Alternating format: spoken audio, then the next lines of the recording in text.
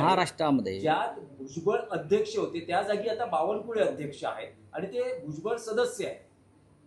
महाराष्ट्रामध्ये महाराष्ट्र जातीपातीमध्ये इतका कधीच फाटला गेला नव्हता. प्रत्येक जातीसाठी उपसमिती हे या राज्यातलं चित्र कधीच नव्हतं.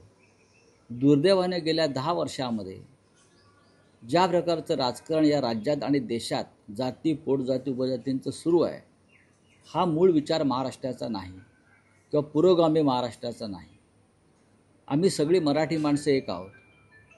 आम्ही मराठी माणसांची भक्कम एकजूट उभारली. त्या एकजुटीला फोडण्यासाठी आधी शिवसेना फोडली, मग राष्ट्रवादी काँग्रेस फोडली. आता अनेक जाती उपजातींचे गट करून त्याच्यानुसार तिथे आता समित्या नेमणं, अमुक करणं, हे महाराष्ट्राच्या परंपरेला शोभणारं नाही आणि नव्हतं.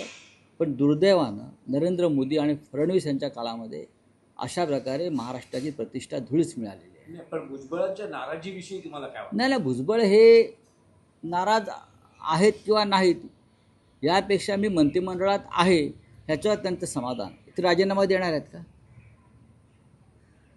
जर ते खरोखर एखादा समाजाचं मी नेतृत्व करतो आणि त्या समाजावरती अन्याय झाला हे जर कोणाला मनापासून वाटत असेल तर त्यांनी त्या मंत्रिमंडळातून बाहेर पडलं पाहिजे.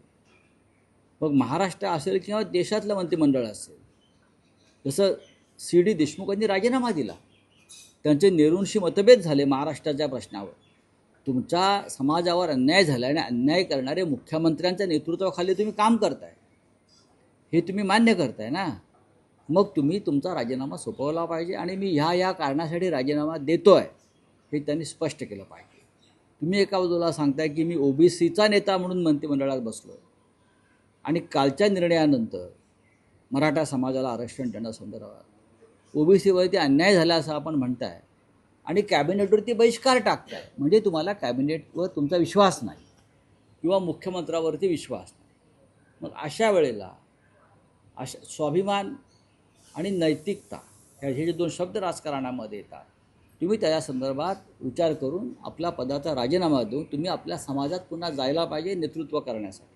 राऊतसाहेब, आणखी एक विषय होता, तुम्ही मंडळच्या विषयावरती शिवसेना सोडली होती. शिवसेना प्रमुखांनी जेव्हा सांगितलं की मी जातीपातीचं राजकारण माझ्या पक्षामध्ये करत नाही, मंडळचं जेव्हा आंदोलन सुरू असेल तेव्हा तुम्ही मंडळच्या मुद्द्यावर जर शिवसेना सोडू शकला आहे, मग आता जर तुमच्या समाजावरती अन्याय होतोय मग तुम्ही राजीनामा दिला पाहिजे मंत्रिपदाचा.